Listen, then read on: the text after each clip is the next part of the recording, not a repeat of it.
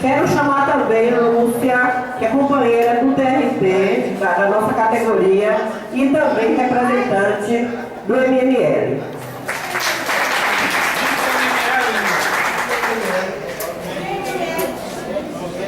E estou me apresentando, eu, Lidinalva, que vou conduzir a mesa.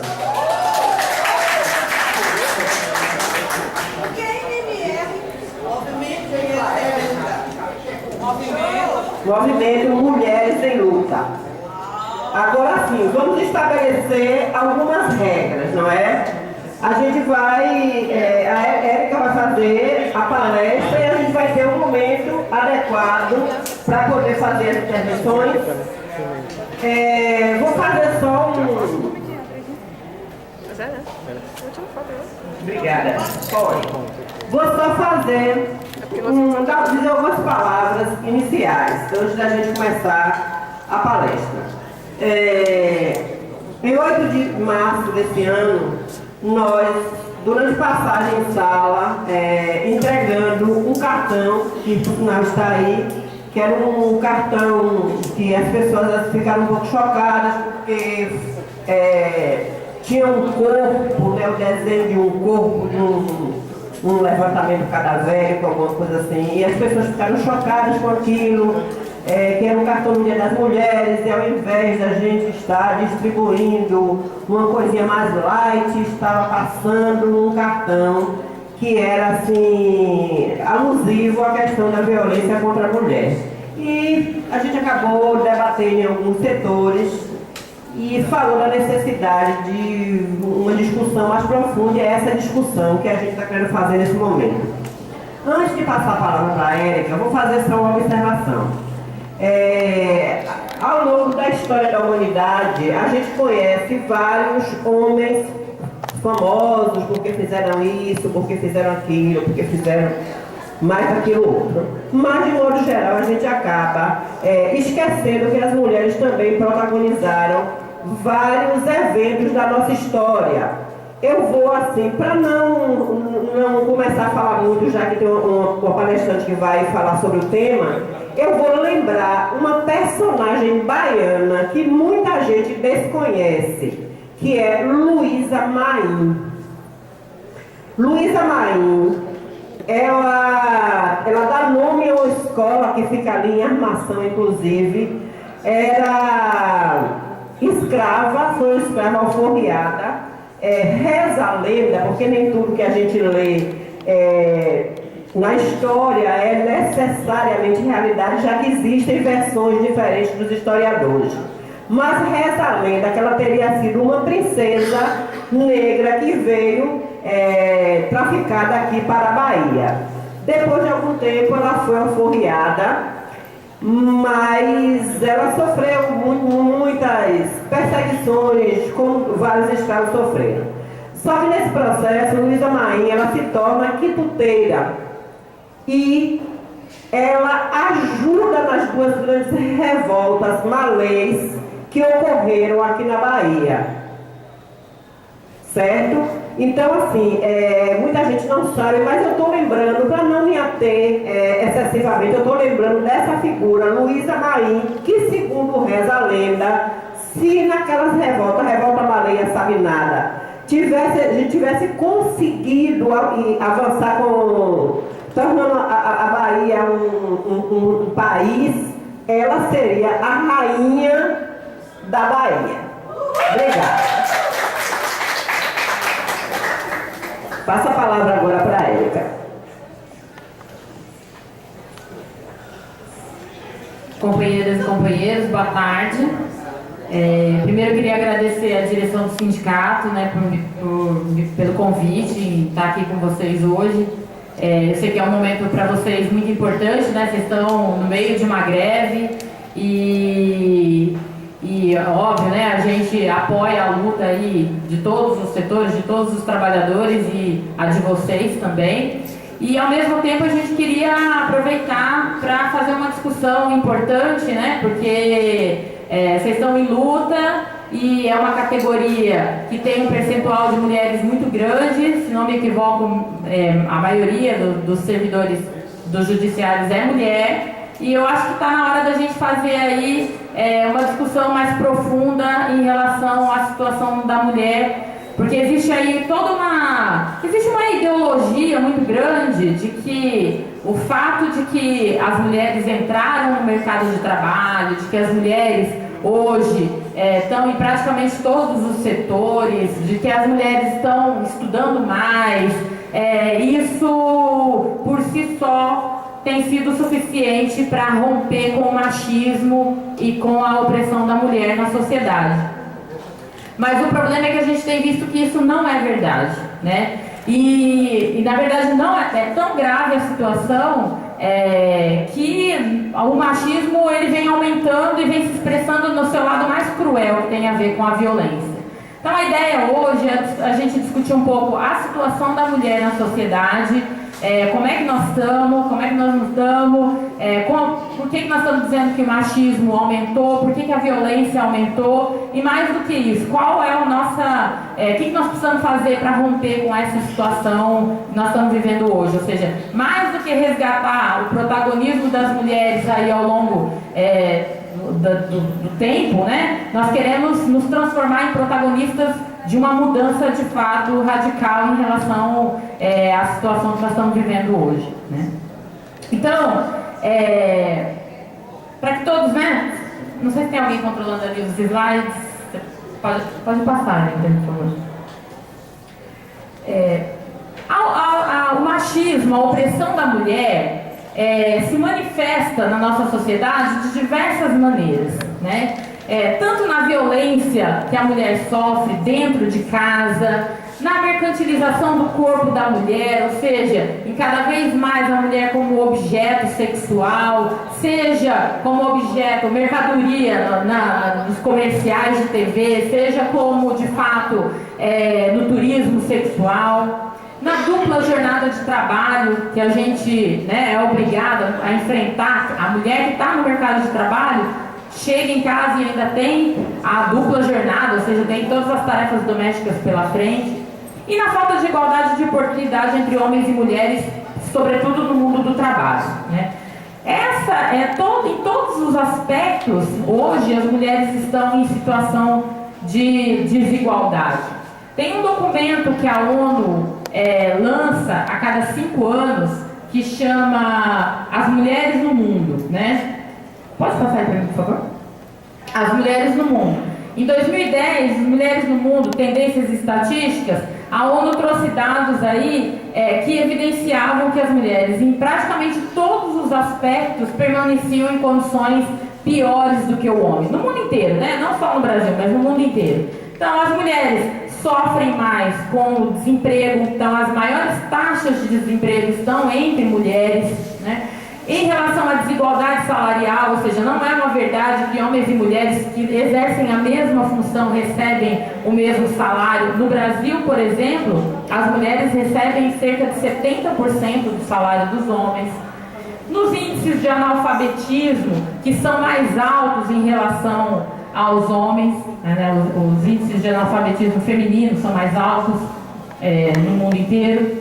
E a mulher está muito mais exposta à pobreza. Pode passar. Para se ter uma ideia, a maioria dos pobres do mundo são pobres e miseráveis, são mulheres, né? Mulheres e crianças. Do total de 1,4 bilhão de pessoas que vivem em situação de extrema pobreza, 70% são mulheres. E apenas 10% da renda mundial hoje é movimentada por mulheres. Em relação às propriedades, apenas 1% de todas as propriedades são de mulheres, estão em nome da mulher. Então, a mulher está numa situação, essa aparente situação de igualdade que a mulher vive hoje, ela não é real. No mundo real, as mulheres enfrentam uma situação muito pior, no geral, do que os homens. E o que é pior, né? A crise econômica mundial, que se iniciou aí a partir de 2008... a crise econômica mundial agravou ainda mais a situação das mulheres. Então, se a gente comparar o percentual aí de desemprego entre homens e mulheres, aumentou o desemprego para todo mundo, é verdade, né? Para homens e mulheres. Entretanto, as taxas de desemprego foram maiores e são maiores para as mulheres do que para os homens. E ao mesmo tempo que as mulheres estão assumindo, o trabalho tem sido, de maneira geral, precarizado e as mulheres sofrem mais com a precarização do trabalho. Ao mesmo tempo, os custos sociais da própria crise aumentam ainda mais a carga de trabalho doméstico das mulheres. Então, por exemplo, na Itália, com o desmonte do estado de bem-estar social, está sendo feita toda uma propaganda para a manutenção das mulheres em casa, ou seja, para ressaltar o papel da mulher enquanto mãe, como dona de casa. E isso não tem a ver, isso só tem única e exclusivamente a ver com que como tem muito desemprego, né, para diminuir, inclusive, e junto com o desemprego, tem todo um desmonte dos serviços públicos em relação aos serviços de cuidados. Então, se prega toda se dá toda uma ofensiva ideológica para manter a mulher dentro de casa, para que ela assuma uma parte da responsabilidade que o Estado não tem mais conseguido assumir, ou que não tenha efetivamente assumido. E as mulheres, por conta da sua própria situação de desvantagem aí, que vem ao longo, né, dos séculos, tem muito mais dificuldade para enfrentar a própria crise econômica. Então a mulher está hoje muito mais, vamos dizer assim, exposta aos efeitos da crise do que os homens, né? E isso no mundo inteiro. Em relação à violência, que vamos dizer assim, é a face mais brutal do machismo, segundo o Banco Mundial, as mulheres entre 15 e 44 anos correm mais risco de sofrer violência dentro de casa do que ser acometida por um câncer ou mesmo sofrer um acidente de trânsito. A situação é praticamente de barbárie. Estima-se que hoje, no mundo todo, 1 em cada 3 mulheres já foi agredida fisicamente, violentada sexualmente ou sofrido algum outro tipo de abuso ao longo da sua vida. 1 em cada 5 mulheres no mundo sofreram ou serão vítimas de estupro ao longo da sua vida. Isso segundo dados aí da ONU e do Banco Mundial. E na União Europeia, de 40% a 50% das trabalhadoras já reportaram algum tipo de assédio nos seus locais de trabalho, seja assédio sexual, seja assédio moral. Essa é uma realidade que também nós sofremos aqui no Brasil, muito grande, é muito grave. O assédio moral é uma das principais doenças aí que as mulheres sofrem no mundo do trabalho. No serviço público, então, é bastante grande, né, a quantidade, assim, o número de relatos de assédio moral. E o assédio moral tem levado muitos companheiros e companheiras, e sobretudo companheiras, porque a mulher é uma das principais vítimas do assédio, a adoecer. Então hoje nós temos um quadro bastante grande de companheiras que adoecem, e uma parte disso tem a ver com assédio moral. Agora, por um lado nós temos assédio moral, mas nós também temos muito assédio sexual. O assédio sexual no Brasil está em alta, né? Nos últimos anos, o número de denúncias de assédio sexual no mundo do trabalho cresceu. Só na região, foi feita uma pesquisa em algumas empresas na região de São Paulo, da Grande São Paulo e Baixada Santista, mais de 60% dos trabalhadores já sofreram assédio sexual no trabalho. Agora, não é igual o assédio sexual para homens e mulheres. Então, isso significa o quê? Que mais de 70%, enquanto no geral, em torno de 60% dos trabalhadores relataram algum tipo de assédio, entre as mulheres esse índice é superior aos 75%. Então, as mulheres estão muito mais expostas ao assédio sexual do que os homens no local de trabalho.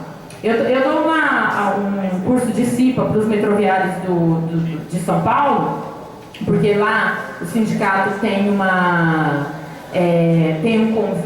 No acordo coletivo eles preveem 8 horas de curso para os cipeiros, dados pelo sindicato, e assim, os relatos dos próprios cipeiros em relação a assédio sexual no trabalho é muito grande, e coisas bastante grotescas, né? Então, desde assédio de chefia para a trabalhadora, que é o mais comum, de colegas para colegas, né? Então, por exemplo, lá em Metroviárias eles contavam, né, que os diretores contaram uma vez que eles foram chamados porque é uma categoria majoritariamente masculina e que agora tem entrado muita mulher. E em setores que são considerados masculinos. Então não é só que tem entrado mulher para trabalhar na operação do metrô, tem entrado muita mulher para trabalhar também na manutenção. Então, por exemplo, eles contam de casos de companheiros, de colegas de trabalho, que para intimidar as mulheres que estão entrando agora, que se tornam suas companheiras de trabalho,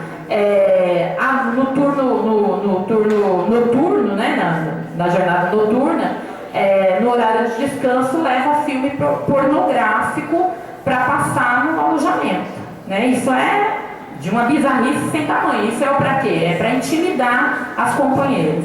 E assédio em relação de funcionário em relação à trabalhadora terceirizada, de funcionário ou chefia em relação à estagiária, né? Então, assim, o assédio sexual hoje, ele se tornou, inclusive, assunto, e um dos principais assuntos do curso de CIPA dos metroviários. E eu acredito que isso não seja só entre metroviários, né? É uma coisa muito mais generalizada, e é bem provável que aqui no setor de vocês também isso aconteça, de forma aberta ou de forma velada. Se na União Europeia a gente tem um quadro de 40 a 50% das trabalhadoras reportando algum tipo de assédio nos seus locais de trabalho, é bem provável que aqui no Brasil esse número seja bem maior. Em relação à violência mais explícita, né, nós temos um quadro que a cada 5 minutos uma mulher é agredida no Brasil e a cada 2 horas uma é assassinada, né? Não sei se vocês viram, né, que o MML lançou uma cartilha para orientar na campanha a violência contra a mulher trabalhadora. Foi lançada esse ano, né, tem a ver com o encontro do MML que teve no final do ano passado, em outubro do ano passado, e que um dos eixos que foi discutido foi justamente a violência contra a mulher, que tem aumentado de forma bárbara no mundo inteiro, né? A gente falou muito ano passado do caso da indiana, que vocês devem ter visto, né, que foi brutalmente estuprada dentro do ônibus. Foi um estupro coletivo, inclusive, depois foi lançada de dentro do ônibus e morreu depois. Mas quando a gente pega os números da violência contra a mulher no Brasil, nós vemos que a Índia é aqui também. A Índia é aqui. No Brasil, a cada 5 minutos uma mulher é agredida, a cada 10 minutos uma mulher é estuprada e a cada 2 horas uma mulher é assassinada. Em 70% dos casos de assassinatos de mulheres, de agressão contra mulheres e assassinato, quem espanca ou mata é o marido ou o companheiro da vítima. Então, o inimigo mora ao lado, né? Dorme ao lado, na verdade. Somente em 2012 foram registrados mais de 50 mil estupros. Agora vocês imaginam, né? 50 mil foi o que foi registrado, ou seja, tem boletim de ocorrência. É aquele que foi parar nas estatísticas. Esse número, com certeza absoluta, é muito maior. Existe uma pesquisa da Fundação Perseu Abramo que diz que apenas 1/3 da violência, no geral, da violência que a mulher sofre, de fato é reportada. E normalmente a mulher só de fato denuncia quando se trata da violência física, né? Ou seja, os maiores casos é aquela violência em que ela vai parar no hospital, inclusive. A maior parte dos casos de violência, eles ficam no âmbito privado. Assim mesmo, ou seja, com essa subnotificação grande que o próprio governo admite que existe, o Brasil é o 7º país que mais mata mulheres, segundo um ranking aí da Organização Mundial da Saúde, que contabilizou 84 países que têm aí dados homogêneos entre 2006 e 2010. São 4,4 assassinatos para cada grupo de 100 mil mulheres. Isso coloca o Brasil na 7ª posição, em homicídios femininos. Essa média é muito superior à média internacional e inclusive da própria América Latina, que em relação ao internacional já é uma média muito grande. Entre 1980 e 1910, para vocês terem ideia, perto de 91 mil mulheres foram assassinadas. Na última década, esse número saltou ainda mais. Ou seja, o maior número de assassinatos se deu na última década, inclusive. Além de tudo, as brasileiras estão expostas a um tipo de crime que, às vezes, que foi inclusive retratado numa novela das 8 que acabou. Não sei se vocês lembram lá do tráfico, que falava do tráfico de mulheres. Como é que é o nome? Salve Jorge. Salve Jorge. De fato, as brasileiras estão entre as principais vítimas do tráfico de pessoas para exploração sexual, né? Sendo que as jovens entre 18 e 21 anos, solteira e de baixa escolaridade, estão entre as principais vítimas das redes internacionais de tráfico de seres humanos que operam no Brasil. É um quadro bastante grave.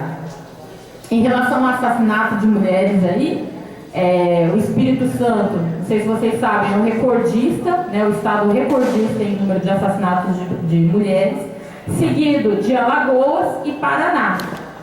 Paraná, ou seja, no estado do Sul, porque há muito, inclusive, existe muito uma ideia errada de que a violência contra a mulher está só nos estados mais pobres, nas cidades mais pobres, ou seja, ou que a violência contra a mulher só acontece entre as mulheres das classes mais baixas. Não é verdade. Não, isso não é verdade. 1 em cada 3 mulheres no Brasil sofre violência. E a violência, ela está em todas as classes sociais.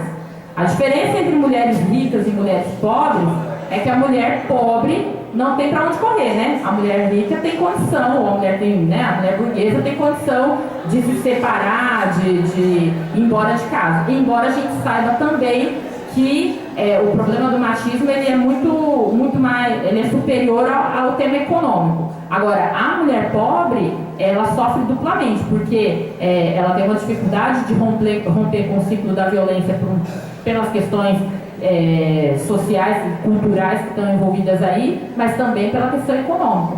Mas não existe isso de que só mulher pobre apanha. Todas as mulheres apanham.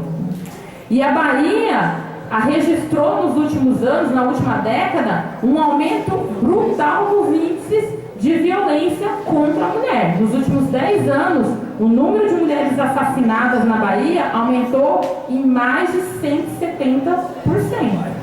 Ou seja, aqui também nós temos uma situação muito grave. Pode passar.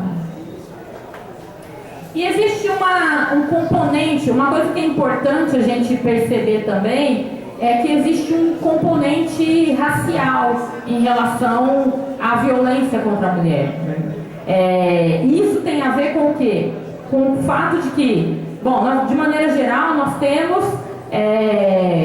muito poucas políticas públicas de combate à violência contra a mulher. E as poucas que nós temos, na verdade, elas atingem muito mais as mulheres brancas do que as mulheres negras.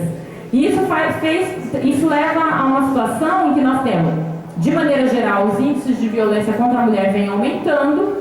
Agora, entre as mulheres brancas, por exemplo, assassinato vem caindo, e entre as mulheres negras, ela triplicou na última década. Se a gente pegar, isso não é só na mortalidade, não é só na violência doméstica. Se a gente pegar os dados da mortalidade materna, nós vamos ver que acontece a mesma coisa. a mortalidade materna entre as mulheres brancas caiu na última década e entre as mulheres negras aumentou na última década. Ou seja, nós temos poucas políticas públicas de combate à violência, de combate à mortalidade materna, e essas políticas públicas ainda por cima atingem de forma desproporcional as mulheres. Aquelas que mais necessitam, porque a gente sabe que as mulheres negras são as que mais sofrem também com a pobreza, com a miséria, com a falta de assistência, e aí, obviamente, que há uma disparidade no número da violência, ou pelo menos na forma como a violência atinge as mulheres brancas e mulheres negras. Pode passar. Então, o que é interessante, né, que a gente vê aí? Nós já vimos que o Brasil é o sétimo país que mais mata mulheres, mas é o país também, é a sétima economia do mundo, né? E a sétima economia do mundo está em 82º lugar no ranking da desigualdade entre os sexos. Entre os principais fatores que levam que o Brasil esteja numa posição tão baixa em relação à desigualdade entre sexos, a desigualdade salarial, né? Ou seja, o fato de que no Brasil as mulheres ganham 70% só do salário dos homens na mesma função. 2, o fato de que a baixa representatividade na política, no mundo da política, e obviamente que os índices de assassinato de mulheres também são um importante fator que fazem com que o Brasil esteja aí nessa 82º lugar aí no ranking da desigualdade.